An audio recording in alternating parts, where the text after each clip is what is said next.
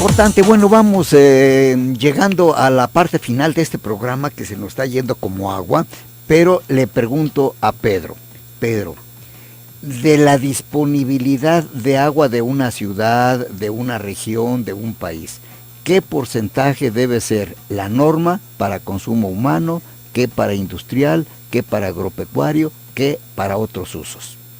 Bueno, hay que hablar de países en concreto para no equivocarnos, pero yo diría, en una idea así muy amplia, se podría hablar que en un país como México, como España, pues a lo mejor el agua urbana, que no es solo el agua de boca, es el agua que entra por los tubos y acaba saliendo por las llaves para uso de boca, para bañarse, para baldear calles, para usos de servicios, etcétera, puede llegar a ser un 10% del total, ¿no? ¿Qué otro 10% podría ser industrial? Y que un 80% entraría fácilmente a ser agropecuaria, y ya depende de la cantidad de ganadería que pueda haber, un 70, un 80% puede ser agropecuaria. Claro, el regadío, donde hay regadío, absorbe la inmensa mayoría de la cantidad de agua, ¿no? En zonas como Altos de Jalisco, que nos es aquí muy cercana, ¿no? Pues yo creo que el agua pecuaria no está bien medida, ganadera, porque está mezclada con la urbana a veces y luego sobre todo con la agraria, ¿verdad? Pero puede ser una proporción bastante importante. De manera que, bueno, esas pueden ser más o menos proporciones generales. Ahora luego en concreto, en cada lugar hay que mirar. Si me habla usted de zona metropolitana de Guadalajara, pues obviamente la proporción de agua urbana es mucho más alta. Pedro, costo del agua. ¿De dónde se toma el agua? ¿Qué procedimiento para que yo me la tome en mi casa? Pues ya depende de lo que hayamos destruido la naturaleza. Fíjese que a usted le está cayendo en el tejado de su casa agua purísima, mejor que la del agua embotellada que usted bebe, y ese agua le está cayendo en el tejado mero de su casa, mismo de su casa, gratis. Podría hacer una necesidad para almacenarla, para llevarla, traerla, pero básicamente vivimos en el planeta agua. Llueve más o menos, pero llueve más que suficiente para beber y para el agua urbana. Ningún río se seca por sacarle el 10% del agua que le estemos sacando ahora, es decir, que un 10% del agua total es una cantidad factible. Bueno, pues partimos de un ciclo natural que nos la da gratis. Pero claro, si la degradamos mucho, tenemos que hacer muchas locuras para estar seguro de que el agua que bebemos no nos va a llevar al hospital o al cementerio, o más a nuestros niños o hijos o hijas, ¿verdad? Y entonces acabamos bebiendo agua embotellada. ¿A cuánto la pagamos? Pues ustedes hace un momentín me decían, pues acá 17 pesos el litro. Eso es 17.000 pesos metro cúbico. Es decir, que como no nos fiamos del destrozo que hemos hecho a nuestro alrededor, ni del agua que sale por la llave, porque hemos destruido el ciclo hídrico de momento, estamos dispuestos a pagar 17.000 pesos metro cúbico de ese agua gratis que nos cae encima de la cabeza, ¿ok? Hasta ahí. Cuando llegamos a las redes urbanas, bueno, pues las redes urbanas en Europa, por supuesto, son potabilísimas. Si en una ciudad yo no pudiera beber agua de mi llave, yo llevaría a la cárcel a mi alcalde y lo llevaría. Tendría posibilidades legales de llevarlo a la cárcel. Aquí no digo que haya que llevar a nadie a la cárcel, pero me refiero, la ley es muy estricta. Por otras cosas, sí. Es muy estricta, y desde luego el agua que sale por la llave tiene que ser altamente potable, ¿no? ¿Cuánto nos cuesta en Europa tener agua altamente potable? De mejor o menor calidad según sitios, pero en general cada vez mejor, a pesar de que los ríos están relativamente tocados, no tanto como acá, ¿verdad? Bueno, pues el total de agarrar el agua de la naturaleza, llevarla, transportarla, bombearla, almacenarla, depurarla, potabilizarla, distribuirla y luego sanear el retorno para devolver al río agua en buen estado, puede costar del orden entre 1 y 2 euros, que son entre 16 y 32 pesos metro cúbico todo el ciclo hídrico.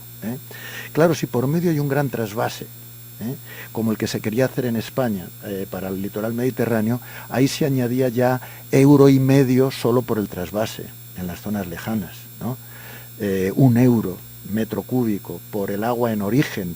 Claro, eso era impensable, salvo que pagara el rey, que digo yo, es decir, pagáramos todos los españoles en nombre de que no se pudiera hacer otra cosa que no era cierta, ¿no? Entonces, es normal entonces que al costo de producción, distribución, tratamiento, en fin, se le añada alguna utilidad siendo un servicio público. ¿Se le añade alguna utilidad? ¿A qué se refiere? Que si me cuesta 1 euro. Que haya una subvención, que se subvencione. Sí, Sí, mire, pero más que haya subvención, que yo creo que puede ser razonable, si quien tiene que recibirlo es una persona o una familia necesitada. Yo creo que hay que hacer una política social. Es decir, hay que intentar que paguemos por el servicio aquello que cuesta, pero a la hora de distribuir los costes, pues será lógico que familias empobrecidas puedan llegar a tener, por ejemplo, un acceso a un mínimo vital gratuito, ¿por qué no? Y los que tenemos piscina, paguemos el agua más cara, para poder tener, igual que tenemos un orden fiscal, en donde quien más tiene más paga, y quien menos tiene, pues a lo mejor no paga, pero es por justicia, pues en la factura del agua podemos hacer una factura distributiva, ¿no? Yo defiendo eso, en donde el industrial de turno que tiene medios para recuperar ese dinero y ponerlo luego en la venta del producto, pague lo que tenga que pagar, incluso un plus, las personas adineradas, familias que están holgadas puedan pagar unas cuotas por el lujo de tener a lo mejor una piscina, y que con eso de más que algunos pagan porque pueden y deben, pues los que menos tienen puedan tener agua accesible, e incluso si es preciso el derecho humano a cuotas básicas de agua gratuita allá donde realmente pues el dinero o los recursos familiares son mínimos y la gente está en situación depauperada, ¿no? ¿Cuál es el volumen de agua? ¿Cuál es el consumo per cápita ideal y cuál es el consumo posible en un medio como el nuestro por persona? A ver, se estima, las discusiones en Naciones Unidas que está habiendo, después de haberse declarado ya el derecho, el acceso a cuotas básicas de agua potable como un derecho humano, cosa que ya está aprobada en Naciones Unidas, se está hablando de 30-40 litros como ese mínimo por persona y día, 30-40 litros persona y día, como el mínimo vital que debe ser garantizado en un sistema democrático y razonable. Lo que yo en mi casa, en España, por ejemplo, se consume por habitante y día, pues porque se pierde agua parte en la red, porque se atienden también otros usos en la ciudad. En media, los ciudadanos venimos a gastar entre 100-120 metros cúbicos litros, 100-120 litros por persona y día, y si contabilizamos los usos generales de la ciudad, jardines y demás, se puede colocar en 200 litros persona y día. Eso es lo que se puede. Ahora, claro, en lugares donde se pierde el 40% del agua en la red, podemos estar hablando ahora de Guadalajara, o 30%, o 40, 50 en algunos casos, o Distrito Federal, pues multiplique usted esto, pues ya solo antes de llegar a la llave ya se nos perdió por el camino, ¿no? Entonces el volumen de agua razonable, si se me admite esas redes en mal estado, se puede multiplicar al doble o al triple, ¿no?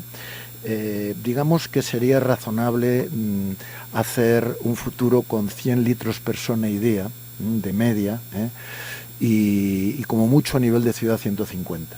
Pedro, ¿qué es más costeable? ¿Hacer grandes obras o muchas obras, o tratar de eficientar la red doméstica urbana para llevar agua, que no se me desperdicie en el camino? Pues mire, le voy a contestar a la gallega. Allí en España los gallegos tienen fama de que te contestan a una pregunta con otra pregunta. Yo le voy a contestar a esto con otra pregunta que lo van a entender ustedes rápidamente. Si usted tiene un hijo o una hija y usted le da, decimos, la propina de fin de semana, no sé cómo le llaman, ¿no? El domingo, ¿no? El domingo. Y le da X en moneditas, ¿verdad? Y tiene el bolsillito roto. Entonces cuando llega a comprar se le cayó la mitad del domingo y llega y dice, papi, dame más porque tengo el bolsillito roto. Entonces, ¿usted qué haría? ¿Le daría más o le arreglaría el bolsillo? Le cosería el bolsillo. Bueno, pues entonces cuando Guadalajara pide más y pide que se inunde un pueblo, o no digamos ya León, Guanajuato, otro estado, pide más, y dicen, oiga, pero ustedes tienen el bolsillito roto, ¿verdad? Sí, perdemos acá el 40% y además contaminamos y además, ¿qué hacemos? ¿Le cosemos el bolsillo? ¿Arreglamos la responsabilidad primero? ¿O destruimos otra región? Más claro ni el agua. Una rapidísima. Hay en este momento una tendencia a organizar observatorios ciudadanos que intervengan con su voz en asuntos públicos, que señalen, que orienten. La experiencia enseña que la voz ciudadana es escuchada por el gobierno. Lo primero, la voz ciudadana, para que exista, no simplemente es la voz ciudadana, tiene que ser una voz ciudadana informada. Los ciudadanos de ningún país son tontos. Si se les engaña pueden aceptar burradas, brutalidades, sin razones, cosas que van en contra de sus intereses. Pero si están bien informados, nadie es tonto. Luego, lo primero que yo creo, entiendo, y les doy la enhorabuena por ello, al gobernador y al pueblo de Jalisco, ¿no?, que hayan parado un poquito en el camino, hayan organizado este observatorio, no porque me hayan dado el honor de participar a mí, que agradezco enormemente este honor. Es bueno parar, reflexionar, ofrecer buena información, y yo estoy seguro que si se ofrece buena información sobre lo que estamos hablando, Jalisco va a reaccionar. ¿Hacia dónde vamos, Pedro? ¿Hacia dónde vamos en el uso del agua, en la gestión del agua? Tienes un minuto para decirlo. Yo creo que rehago la apuesta. Vamos a mejor, porque no nos queda otra, porque tontos no somos. Y ninguna madre le gusta ver cómo muere su hijo o cómo se degrada la salud de la gente del entorno de Guadalajara por beber agua que tiene metales pesados o cosas de ese tipo, ¿verdad? Como ocurre, como está ocurriendo desgraciadamente en familias pobres. Luego, tarde o temprano, Jalisco será ejemplo mundial en el cuidado y en la preservación de sus ríos, de sus lagos y de sus acuíferos. Pero por el medio habrá que pelear. Dios te oiga. Bueno, y también nosotros mismos, que nos oigamos a nosotros mismos. Y Guillermo. Gracias, Marcos, gracias por el espacio. Va a ser unos días intensos de trabajo, sobre todo para Pedro. Tenemos mucho que aprenderle, muchas experiencias que compartir. También nosotros tenemos cosas por compartir. Y bueno, aquí los medios es un papel fundamental para que la gente esté mejor informada. Gracias, yo le digo a Pedro Arrojo Agudo, gracias por estar con nosotros. Es un honor y es un placer.